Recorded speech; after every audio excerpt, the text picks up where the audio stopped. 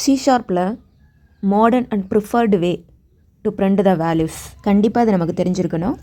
அதாவது C sharp 6.0க்கு முன்னாடி string concatenation தான் நம்ம யூஸ் பண்ணோம். பட் இப்போ இருக்கக்கூடிய நியூவர் வெர்ஷன், அதாவது 6.0க்கு அப்புறம் நம்ம ஸ்ட்ரிங் இன்டர்போலேஷன் வந்து யூஸ் பண்ணுறோம். அதுக்காக ஸ்ட்ரிங் கன்கார்டினேஷன் யூஸ் பண்ணக்கூடாதா அப்படின்னு கிடையாது. தென் மோஸ்ட் ப்ரிஃபர்டு வே வந்து பார்த்திங்கன்னா இன்டர்போலேஷன். எதுக்காக அப்படின்னா ஹை ரீடபிலிட்டி, அதாவது ஈஸியாக அண்டர்ஸ்டாண்ட் பண்ணிக்க முடியும். லெஸ் எரர், அதாவது ஸ்பேஸை பற்றி நம்ம ஒரி பண்ண வேண்டாம். ஆட்டோமேட்டிக்காக டைப் கன்வர்ஷன் நடக்கும். நெக்ஸ்ட் பார்த்தீங்கன்னா மாடர்ன் C ஷார்ப் ஸ்டாண்டர்ட் மைக்ரோசாஃப்ட்டே என்ன பண்ணியிருக்காங்கன்னா ரெக்கமெண்ட் பண்ணியிருக்காங்க ரியல் வேர்ல்டு ப்ராஜெக்ட்ஸில் வந்துட்டு இதை யூஸ் பண்ணுறதா. அப்போ அதை நம்மளும் யூஸ் பண்ணலாம் தானே.